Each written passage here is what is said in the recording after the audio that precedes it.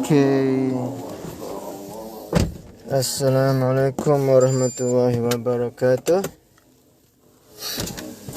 Dan selamat pagi semua. Dah sembahyang subuh ke belum tu? Okay, ni saya sembahyang subuh kat masjid dekat rumah saya lah. Okay.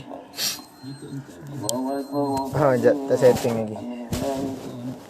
Sekejap Okay.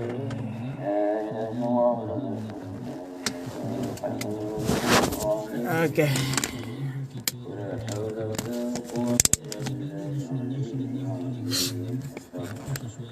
Oh, terima kasih belanja like. Okay.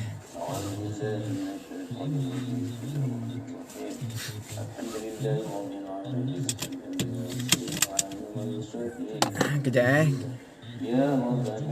Doa.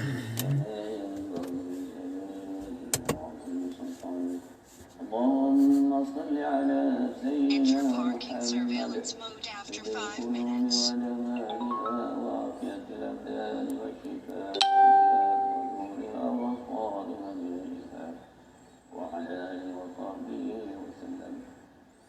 اللهم اغفر لنا ذنوبنا ولوالدينا وارحمهما كما ربيانا صغيرا ولجميع المسلمين والمسلمات والمؤمنين الأحياء برحمتك يا أرحم الراحمين.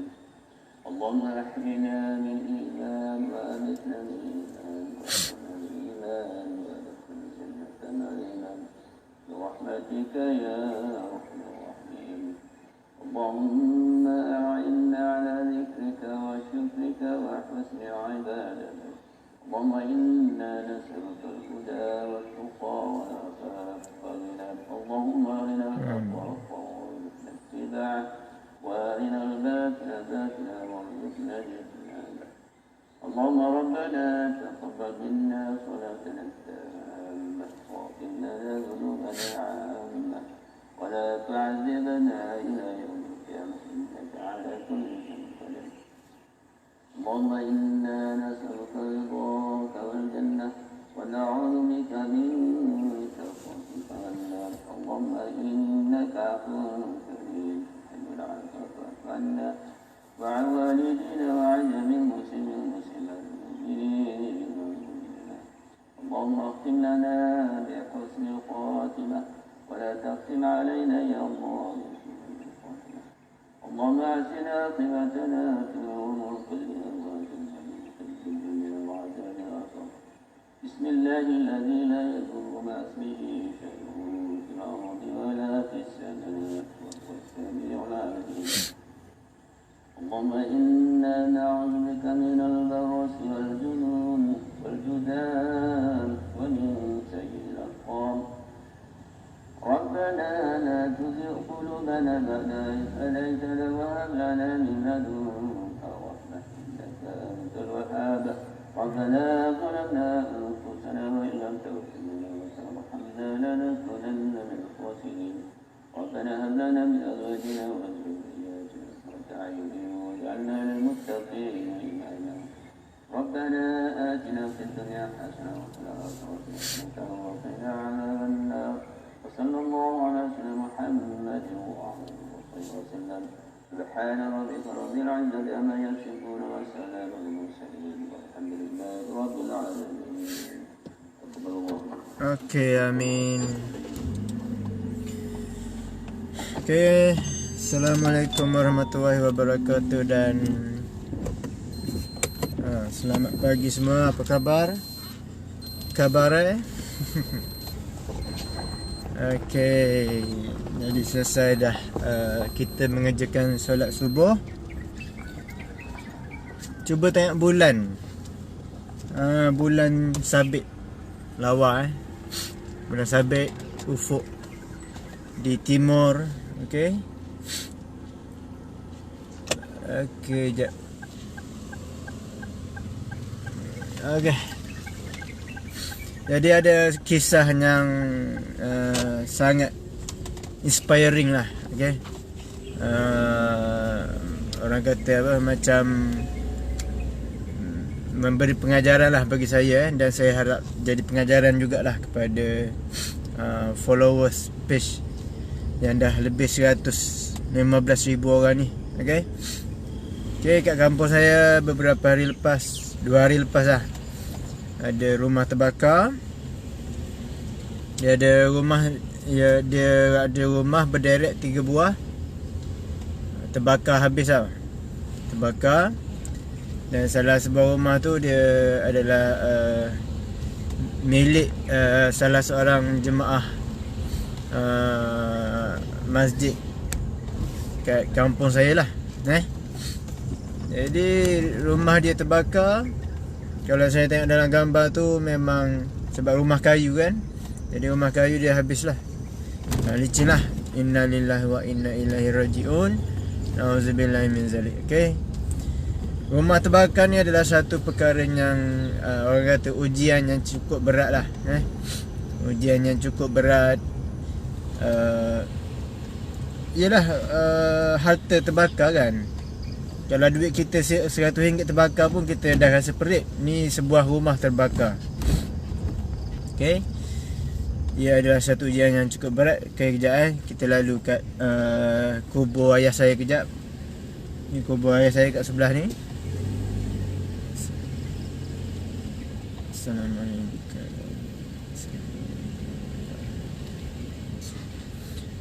Okay, rumah dia terbakar, tapi dia tetap ada mengerjakan solat subuh dan solat fardunya lain. Alhamdulillah. Walaupun ditimpa ujian yang cukup berat, saya tak nak sebutlah nama dia tapi abang tu tetap mengerjakan solat fardu jemaah di masjid. Macam tak ada apa-apa masalah.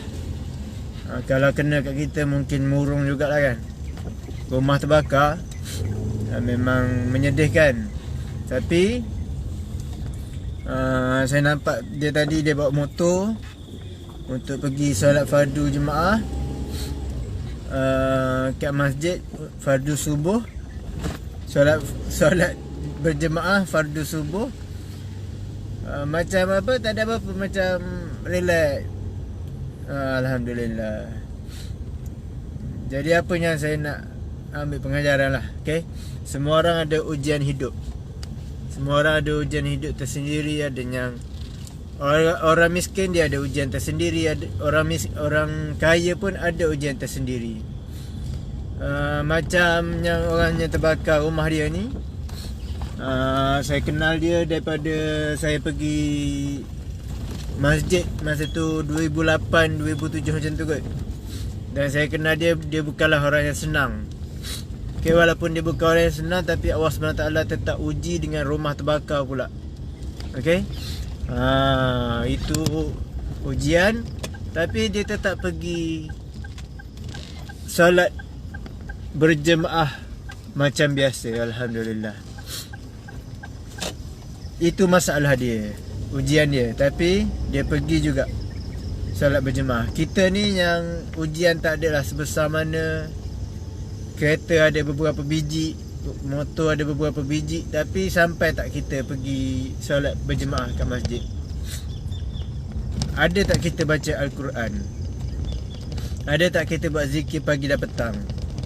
Okay, ya, memang semua orang ada masalah tersendiri, tapi apa yang kita buat untuk menghadapi masalah tu? Kalau setakat ada masalah lemah tenaga lelaki, tapi pergi solat berjemaah kat masjid pun jarang-jarang sekali, bagi saya itu tak patut.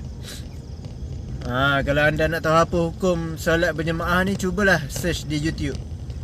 Cuba dengar apa yang ulama-ulama besar cakap mengenai hukum solat berjemaah.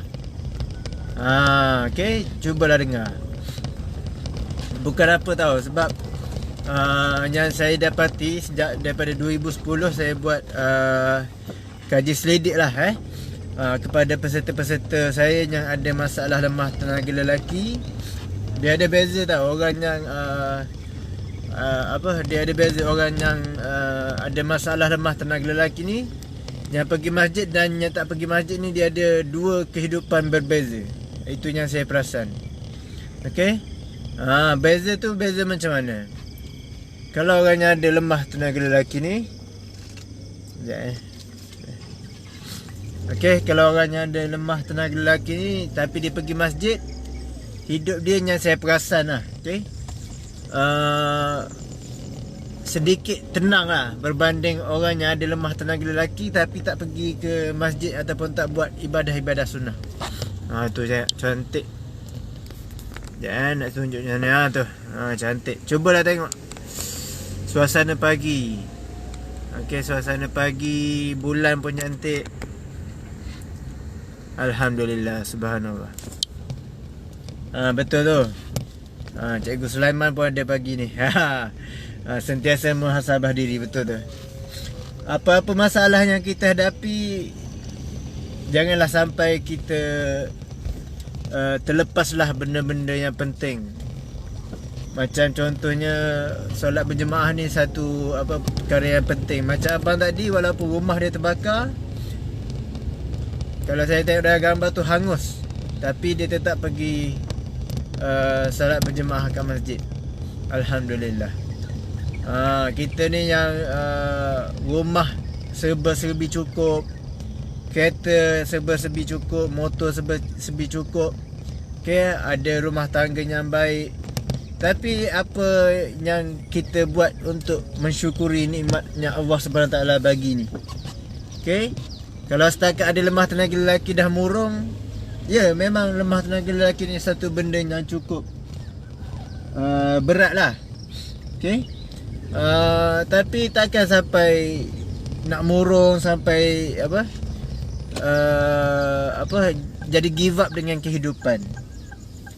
Ada orang yang lemah tenaga lelaki, dia dah habis beribu ringgit. Sampai yang saya pernah jumpa tu, dia buat kira-kira 18,000 duit dia habis. Dia cakap murung lah.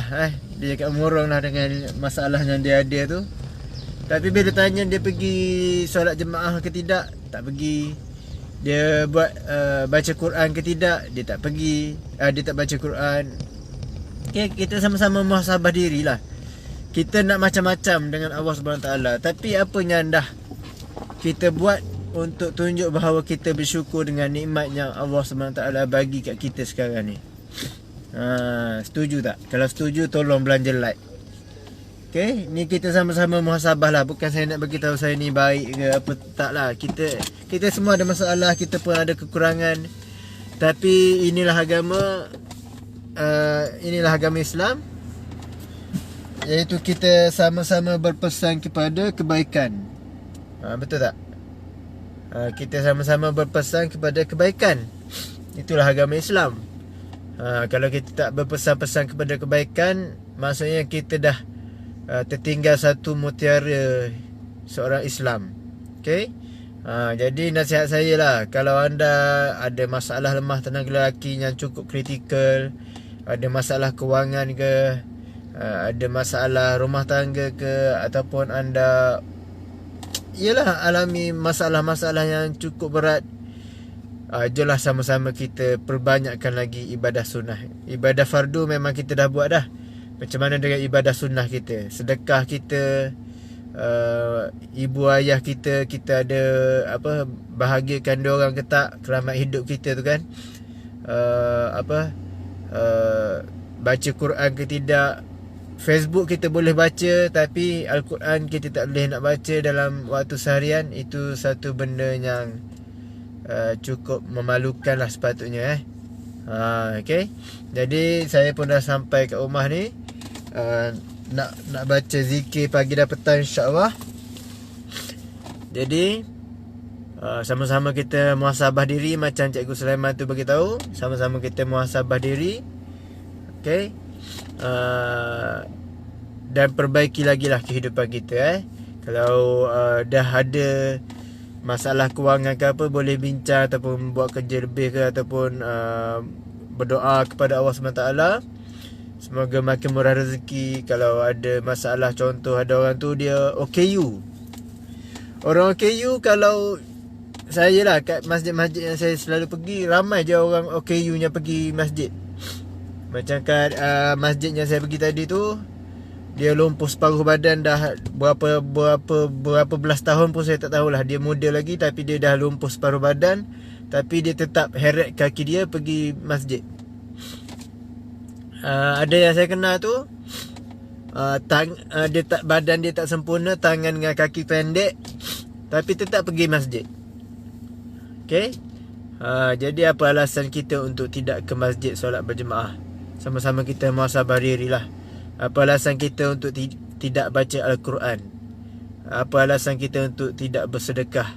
Apa alasan kita untuk tak membahagiakan ibu bapa kita lah? Okay. Yalah, kita semua ada kekurangan dan kita sama-sama perbaiki, insyaAllah. Okay.